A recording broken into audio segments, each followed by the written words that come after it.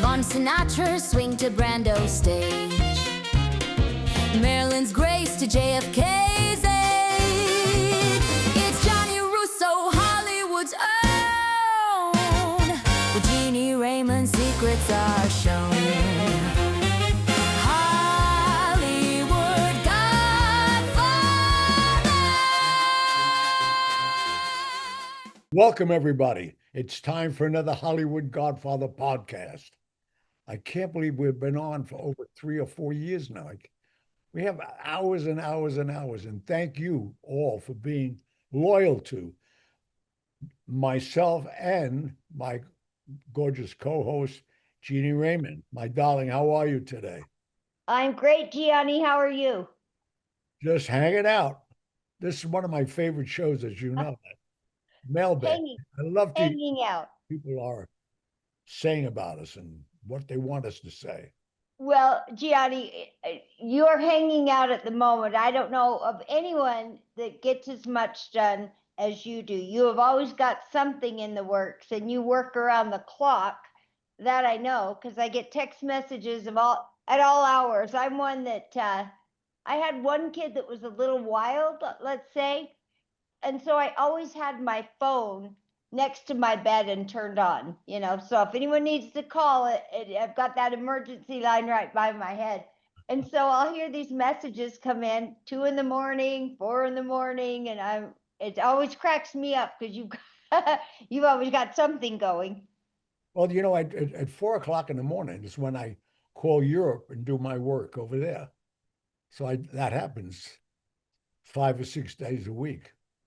So, well, I love it because there is going to be no grass. What do they call that? No grass growing beneath your feet, because you are making the most of every 24-hour time period that you can. I love it. See, love it. I got used to no grass growing under my feet living in New York. There's very little grass unless you go to Central Park. That's funny because right here, I live in a little community where I mow a lot of lawns. All my sweet little old ladies, older than me. What'd you say? Such a loyal, good person to neighbors.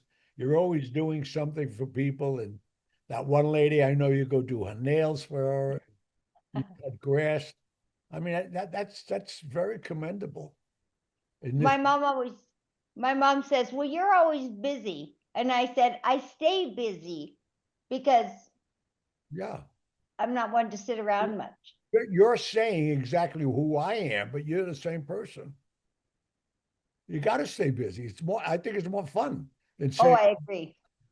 Staring at the wall or watching television all day long. Forget about it. Right. I don't watch a lot of TV. I listen.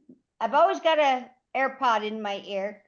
So I've always got something going, which is how I found you, is listening to a podcast.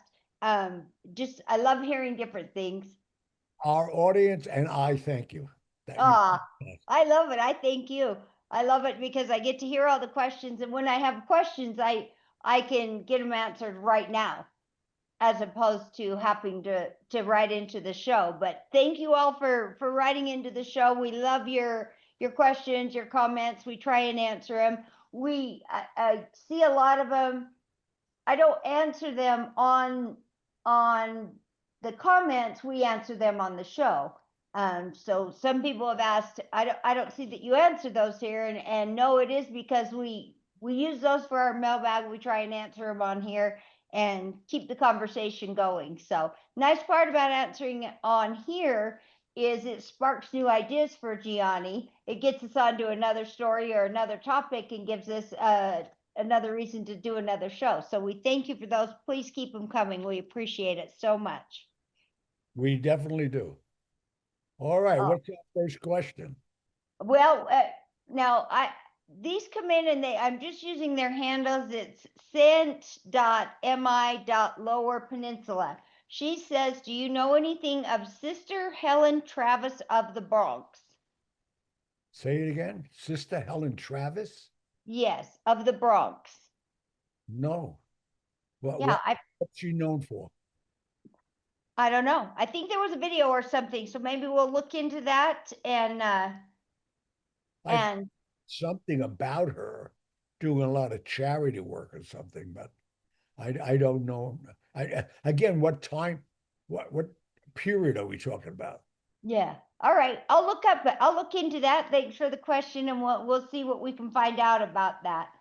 So another question was, did you know James Files, a 19-year-old hitman, and worked with Charles Nicoletti or Nicole? No, I didn't know him. How old is he? It was back in the JFK days, I believe. Oh, really? No, I didn't know him at all. Charles Files. I was under a rock for a long time because of the people I worked for. Nobody knew I even existed. And then Sure. we called the Godfather.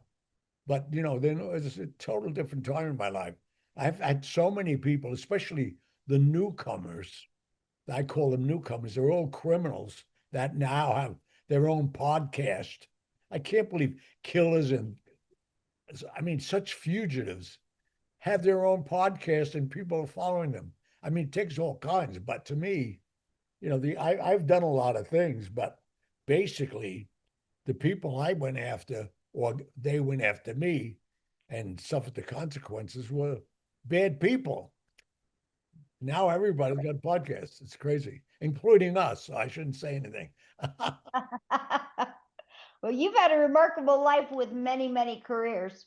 So it's incredible all the things you've had your hands in and all the different talents that you have. I mean, I'm just thinking off the top of my head, you're a singer, an actor, an amazing cook, you paint, you're not doing it for a living, but those are a lot of talents that you have come across. Now, Bored. I don't know if it's talent, but it's well, staying active. right, right. Now, did you play a musical instrument? I played the sax and clarinet to build up my lungs, and I played the piano just to coordinate my body after being polio, because a piano player, his left hand is doing something his right hand's not doing. So I needed that coordination. So I learned how to play the piano just to re-coordinate my body. But I could play Bach, Czerny, Hammond from memory. People get crazy. They think it's a player piano sometimes. I'll walk in somebody's house, I'll sit down and play Beethoven's Fifth or something. It's like nuts. That's incredible. That's incredible. I took piano lessons as a young kid, but I'm not very good at sitting still for very long. Well, I would think you'd be a better drummer. You know me too well. That's exactly right. That's funny. All right, let's see. So far we're 2 for 2. We didn't answer. What'd you say? So far, we've 2 questions and 2 no answers. I don't know them. All right. Well, you should know this one. This is Masseria Morgano. What part of Sicily were you born in, or where is your family from? My family's primarily from my grandfather's family is primarily from Palermo, Sicily. The Russo, if you look up the liturgy and the legacy of La Cosa Nostra, fortunately and unfortunately, my family's been there forever. On my grandmother's side, they're Neapolitan. So they're more the cooking, the culture. And I listened to Enrico Caruso for the first 7 years of my life. And now the last part of my life, it's been Sinatra. So, but that's who we are. We're That's right. Sicilian Mezzo Napoletan. Say that 3 times, right? And so, is that who taught you to cook? I just learned how to cook because I wanted to. I was around chefs and people, and I love cooking. And I was always a person that started talking to people and how'd you make this dish? And they told me. My grandma was a good cook. My father was a good cook. A lot of Italian men are good cooks. But my father wasn't going to cook me, teach me how to cook. He didn't even talk to me. I don't want to talk, teach me something.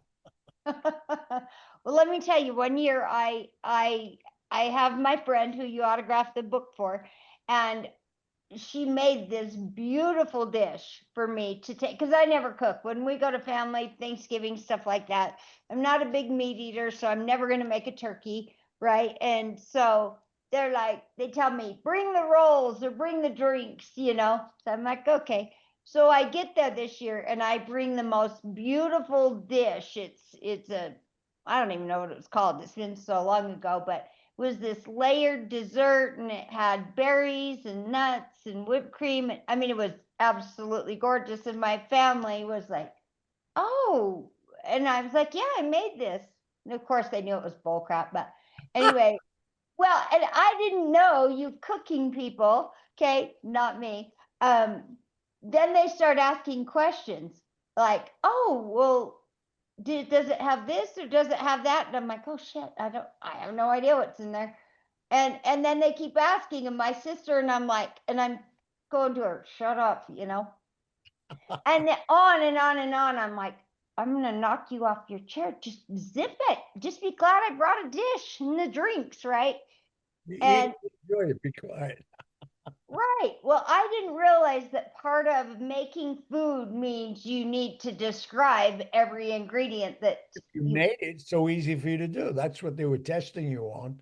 well, yeah, if I'd have known there was a test or anything I brought was going to take that kind of, uh, interrogation, I would have prepped for it. And finally, I said, before we got in a fist fight at the family party, I'm like, all right, I didn't make it. My friend Jeannie made it and I brought it. And it was magnificent. But yeah, I didn't make it. And they knew it was all bullshit anyway, because they knew I wasn't going to be bringing this gorgeous meal. But if I ever try and fake it again, I will certainly read how it's put together. So funny. All right. This is another one from St. MI Lower Peninsula. Gianni, do you know Antoinette Giancana? She's a timeless beauty. Do you know her and would you invite her to be a guest on your show?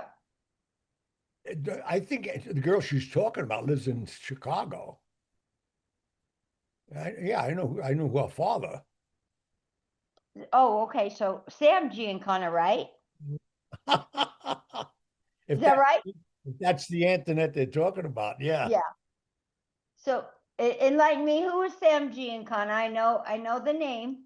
Sam Giancana was the underboss. He was the street boss in Chicago, and because Ricardo never wanted that position.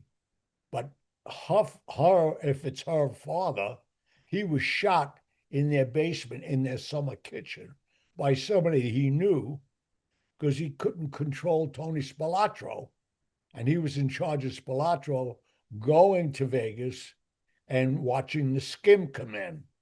But he became, they made a movie called Casino about him, and Joey Pesci played him. And Oh, okay. And did they called him the Ant, right? Is that right? yeah, but not they called him the Ant. That was Spilatro, but Sam Giancana, no. Sam Right. Giancana was the street boss. Right. And So why'd they call Tony?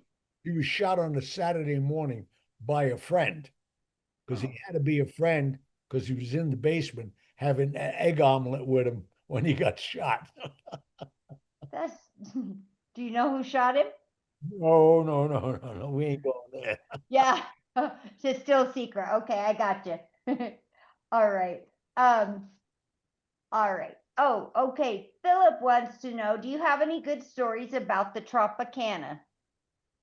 I have all kinds of stories. The Tropicana Hotel, Frank Costello owned it. Oh, geez.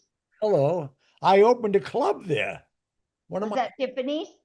when I left New York, he sent me there when they was trying to straighten out the reason I wasn't at the July 28, 1981 rally for Joe Colombo.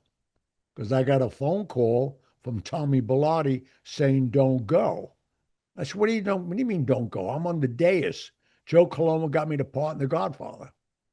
He says, you can't go. That's when they shot him 5 times and he never came out of the coma. So I went to the Tropicana Hotel by the orders of Frank Costello. He said, just stay there till we straighten this out. And he said, I own it. And he owned it. That's when I opened the Tiffany's, the club with, and Elvis came every night for me. That's amazing. That's amazing. I look back, I would have loved to have, those are the type of, I listened to all your stories about back then, and then you see the incredible, everybody was in a suit. All the women looked incredible. Different time, different era, you know. Absolutely. Absolutely. All right. What was Shelley, what was the first job you ever did when you started working for Costello? Just messenger, the same one. I was always a messenger for him, personal, all Just his taking money, envelopes. just envelopes. I knew there was money in them, but I don't know what it was for. But obviously, as I got to know who he was and what he was, you know, a lot of it was bookmaking and Shylock money and numbers, and he controlled it all. So that's what I did. I don't. So I didn't consider it a job at all. To me, it was a privilege. just running errands. You just get an envelope. What would you do with them? Stick it down your pants, in your pocket, in a carrier bag? How'd it work? I just put them in my suit jacket, you know, and if you know they were all different sizes, I'd put them different places and just go deliver them. I only was in about a 10 block, well, radius of where he was, because he was always, you know, either at the Copa or at the Waldorf. So that's what I did. But the interesting thing was every time he'd shake my hand when I met him in the morning, he was such a gentleman. He had $100 bill rolled up in it. That's how I started my day every day in the 50s. I'd like to start every day like that right now. That would be very fun. Very fun. All right. This is from Jimmy. He wants to know, do you know any stories of Jimmy Chagra? Jimmy Chagra? Yeah, of course. And who was he? His end of his career, I knew of him. See, most people think that I was on the street level of crime. I was never there. I worked for Frank Costello since I'm 12. I never, you know, was talking to these guys. Okay, you were just in the background. You never had to get involved. Private messenger, didn't have to make my bones. I didn't have to prove myself. I didn't have to do anything. And that's why most guys hated me. You know, I mean, John Gotti, the reason he didn't like me, he didn't know who I was and how I got there, because they wanted it that way. And fortunately for me, I had no problems with it because I lived my life like anybody else. Everybody tried to figure out what I did, but thank God you couldn't, because I'd be doing a lot of time. Right. So you were just in the background of all of this. Yeah. I got you. Okay. Why did they call back to Spilatro? Why did they call him the ant? Because he was a little pain in the ass, a little short like an ant. Oh, he was Joe Pesci. I got you. That's what I've heard, but never to his face, right? Well, I call him anything I want. I don't care about Joe Pesci. Was he a tough guy? He's an actor. No, I mean the ant, the real guy. Well, that guy was the guy who machine gunned my house. Hello. He Tell machine that gunned my story. house in Vegas. I went to Chicago and complained about him, and that's when him and his brother Michael were called in, and unfortunately they were beat to death with baseball bats to send a message. Oh no, he always in my face. This guy was always pushing my buttons, but I would never react to him because I wouldn't go to. I was not doing what he was doing, and I didn't want to be even associated with the guy. He had so much heat on him. Then he created that whole hole in the wall gang with Frank Collada and all of them. There were, I mean, they were nuts what they did in Vegas. They destroyed Vegas. Like John Gotti destroyed New York for the mob. He destroyed Vegas for the mob. I mean, these guys, Cilantro. yeah. Yeah, that's When all the so. corporations came in. What came in? That's when they took Howard Hughes and made him a front person for them. They had to take it over. They knew there was so much skim going on. They had to find out. Even the cocktail waitresses, they got federal agents to be cocktail waitresses because these girls were saying I make $30 a day, $40 a day. They were making a couple $100 a day. Right. It's free. No, they had to get Vegas under control. Oh, yeah. Let's go ahead and go to a commercial right now, and we'll come right back. Yeah, and again, what we're promoting right now is Chiller Theater. It's one of the biggest shows. I'll be there October 24th, 25th, and 26th. And obviously, look for me in all the resorts worlds. We're planning a couple of things right now. As you know, I'm doing the Columbus Day weekend, which will be over by the time you hear the show. But there's a lot of events coming up. And again, I cannot thank Barnes and Noble and Amazon for promoting my new book. And as I say again, buy it. It comes out on May 18th. You could buy it, ship it to me. I'll sign them for Christmas presents. And right now, Amazon's offering 25% off. So with all that said, that's basically what we're selling. That's our commercials. All right. All right, let's see where we are. Oh, this was from Jerry. Did you know of Charles Harrison, Woody Harrelson's father, that was accused of murdering the judge? Yeah, that's all he did. I mean, I would never know that guy. Where they lived in the West, in Texas or somewhere. No, I mean, it's unfortunate that that guy Woody carries his father's, burden of that. But, so we all have relatives that kill somebody, I guess. But his father, I mean, that's a claim to fame I wouldn't want to have. Right.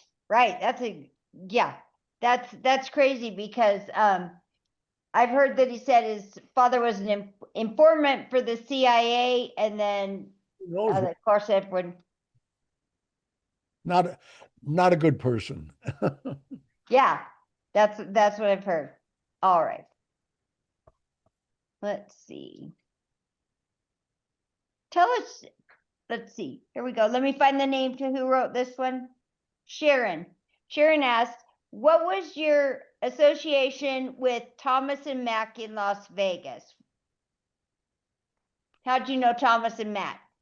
Thomas and Mack is a stadium. Well, isn't that Thomas Perry or Perry? What? I thought there were bankers or something there that did financing. Thomas and Mack is UNLV, the stadium. Oh, okay. I had no association with them. The Thomas I knew was Perry Thomas, who There you go. Utah, who was the president of the Valley Bank. That's the guy I wanted to know. Yeah, that's for sure. That is for sure. I said, Mac, wait a minute. I didn't play basketball. Right. I knew Jerry Tarkanian, who was the coach of the world of basketball. UNLV had some basketball team, always did. Right. Yeah, that's a big place. There's always something going on there. Oh, yeah. All right. Were you in Las Vegas during the mysterious fires in 1977? Or do you know anything about it? There weren't mysterious fires if you're talking about the MGM. I don't know what it is. It's from Jonathan. He said it was listed as mysterious fires in 1977. What do you know of the mysterious fires in Las Vegas in 1977? Mysterious fires, I don't know. I don't know. I wondered if there was a rash of fires. I had a mysterious fire when my job site burnt down and there was no signs of me building my hotel. Oh, and did you say the MGM caught on fire? Yeah, but No, not the MGM, the one on the corner. What was the name of it? Bally's. Oh, Wait, look it up. It's a major fire.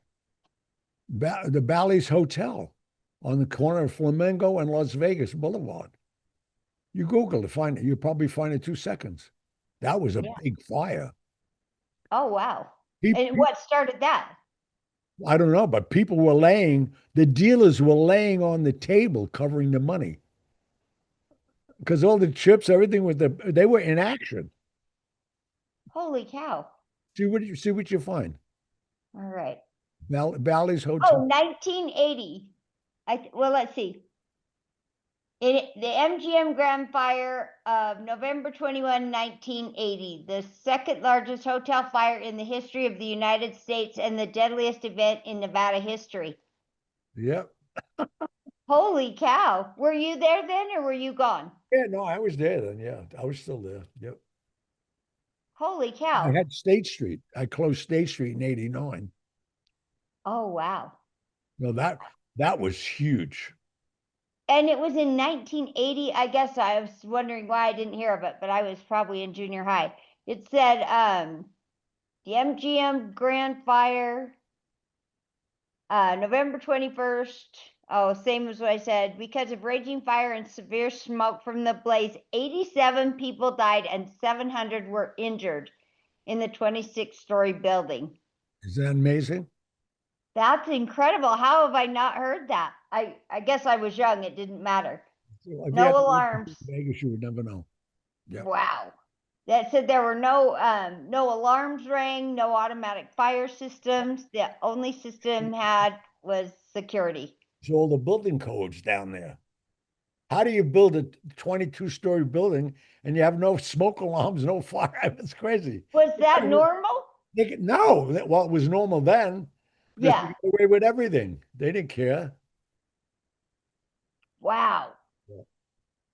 Now They it's said that. Bally's, I think is the name of it. If it's still open, I don't even know. Well, now they said it's haunted. Hauntings of the MGM Grand Fire of 1980. Yeah. Yeah, that I can't believe how many people died. 86. Hello. That's incredible. It says most of them died from smoke inhalation, and they were all over the. Yep. Who asked that question? Good question. Whoa, I think it was Jonathan. Jonathan, thank you for that one. That's a good one, man. Yeah, that's incredible. Not in a good way, but I mean, that was a part of history in Vegas. I'll say that's crazy. I've never even heard of that. It says they have ghost tours in Las Vegas. Do you know any stories about ghosts in Las Vegas? No, only people I want to get rid of. All right. Speaking of Las Vegas, this is from Jeff. What was the first business you owned in Las Vegas? I know you did a lot of different things, but The first business actually was Russo and Castaldi Jeweler Store. Then I opened up Johnny Russo's Wig World. I had a lot of crazy businesses just to have fun with stuff, you know. But yeah. my first business was Russo Castaldi Jewelers in Maryland Square Shopping Center. Well, and that would be a hard business. First of all, I probably wouldn't want to get rid of any of my inventory. Well, no. The bottom line, what I did, because of all my connections here on 47th Street, the jewelry industry up here, I took everything out of consignment from them. So it looked like I was selling a lot of things. But I'd have it on consignment for 30 days. Anything I didn't sell, I'd bring back to New York and change it. So you always thought my inventory was changing. So all the showgirls, but I came up with a business within that business.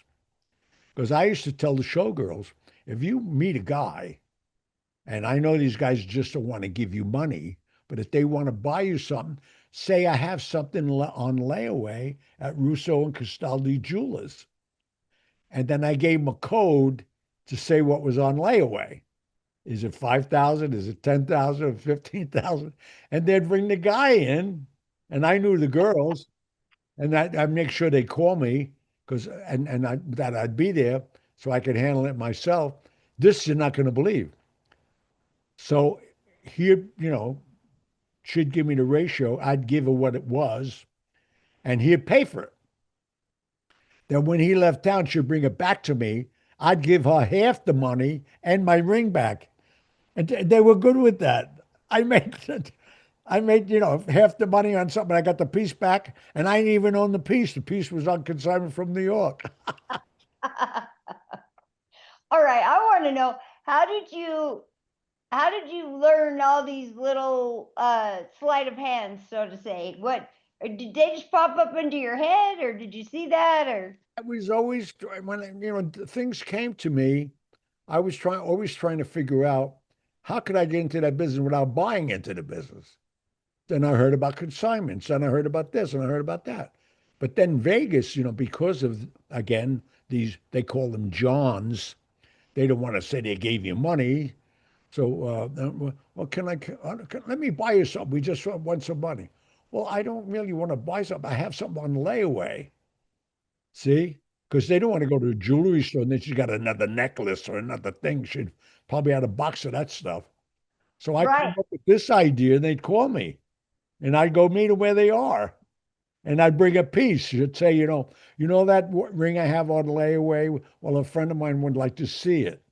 And then I knew to bring a ring. Well, and I love, the good thing about you is that your mind works so quick. You That- know, that is to your advantage, and all of the different ways that you've made great opportunities of things that you have connections with. Well, yeah. I mean, if that didn't happen, then I wouldn't be doing anything.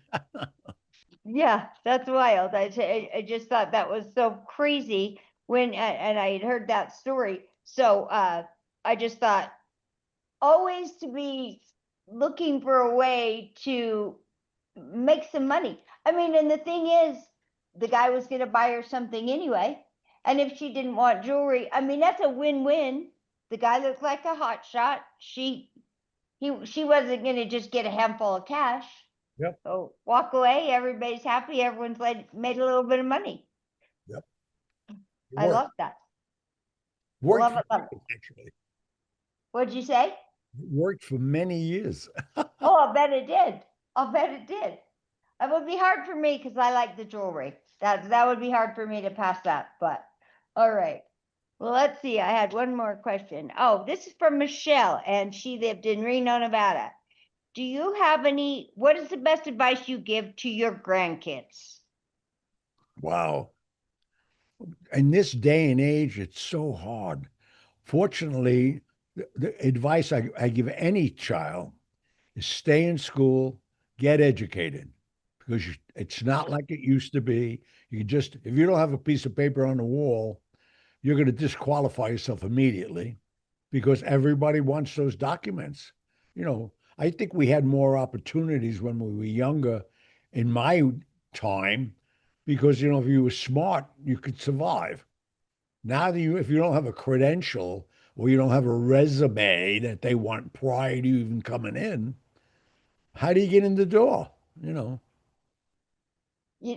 That's exactly well, you know what I call resume. When I started working for the government, you had to get online and you had to fill out this application. And I've read people's resumes. There was one, he called himself a sanitation engineer. Yeah, it was a garbage man. Yeah, and a janitor. I'm like, they make you, if you don't have a resume that makes you sound like Exactly absolutely what I was saying. phenomenal. I'm like, if you're a sanitation engineer, you've got to hire somebody or get somebody to write you a resume. I mean, it's crazy. I'm like, most garbage men probably don't talk the way they want that paper written out. So I always call that creative writing. If you've got a great Oh, yeah. resume. Hey, if it got him in the job, that's Oh, good. exactly. I had told my mother one day, I can't even remember how it described this fancy thing I did at work one day. And I read it to my mom, and I said to her, "Don't I sound fancy?" And she's like, "Yeah, what is that?" And I said, "I write a name on a, I take a marker, a Sharpie, and I write a name on a manila folder." I'm like, that's the dumbest. But it just sounded real impressive the way they had written it out there. I just thought, oh, some of the silliest stuff out there. All right, let's take another quick break and do a commercial, and then we'll finish up with the last couple of questions. Okay. Well, again, we want to thank you all for sending in the cards and letters. Keep them coming. Again, the only thing I have coming up that you can come see is Chiller Theater, October 24th, 25th, 26th at the Hilton Hotel. That's October 24th, 25th, 26th, the Hilton Hotel in Parsippany, New Jersey. And for some of my people overseas, I want them to know I'm almost sold out. January 2nd at the Lark Theater in Dublin. January 2nd, they're going to put on another show. January 3rd, that's the Lark Theater in Dublin. Get your tickets. I'll be there. I love all this stuff. It's so crazy. We can't even keep track of you here in the US. Now you're leaving the country. I love it. All right. Well, we have one. Gopher State 777 is always on our comments. We thank you so much for always putting something out here for us. He has a suggestion, and I'll read it to you. It's not likely to happen, but he said, "What do you think of the idea of every once in a while having Jeannie sing the opening and Gianni sing the closing of the show, just for your fans as a special surprise to your longtime listeners? I think it would be a hoot to hear Jeannie sing, even though she is not a professional. She would be fine because she is a personality." Well, I'll answer. They want you to sing? Yeah, me sing the opening, you sing the closing, which great idea, but I can't sing. I can barely talk with this voice. Do I sing? Do I have a singing opening? Well, you have Yeah, you sang, when I first started listening, you sang the I don't know, it's kind of a party song. Oh, I've whatever. tried to describe it to you before, which I love. I love hearing you sing. And then you have sang "Speak Softly," the Godfather song. Yeah, I do that. Right. That's what I Which do. That's one of my major professions is singing. right, not Sinatra mine. was my singing teacher. Hello. Right. Well, I did not have Sinatra to teach me how to sing Gopher State, which I appreciate it, but some people can very. Love to teach you. What'd you say? I said, me knowing Sinatra, he would have loved to teach you. I can only Well, imagine some of the things they want to teach you.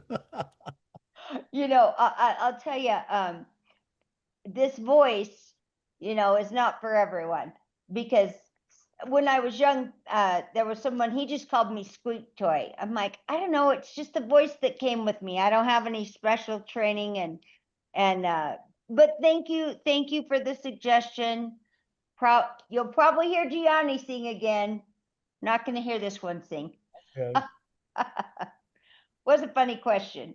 Let's see, what was the last one? Oh, and there's one. I wish I could figure out what this guy's handle is. I was trying to read it again. It might be pre-CBS Fender. I'm not sure. He is the one that suggested that we once a month talk about your shows. So he said, could you tell us some stories, more stories about being on the set of The Godfather, which, so if you got a funny story you haven't told us about that, he'd like to hear one of those. And we'd like to thank him real quick, because we will be doing more shows talking about Gianni's movies. So those are coming up, but That's great. yeah. So is there any stories about the show that you like? What was your funnest scene to film on the show The Godfather? Do you have a favorite scene?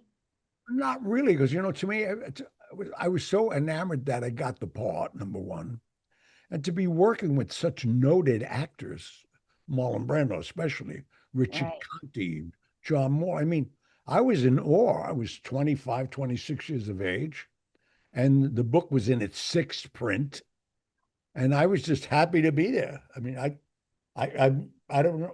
I guess just because of me being around Italians so much, I was believable. But I actually got nominated in Cannes for most promising newcomer, and I was so proud of that. But I'll say. in Cannes, they nominated anybody new that made a film. So I was up against Diana Ross. It wasn't male or female. Diana Ross did the movie Lady Sings the Blues, and that's who won. That's incredible. That's wild. I watched because we're talking about all the different movies that you did.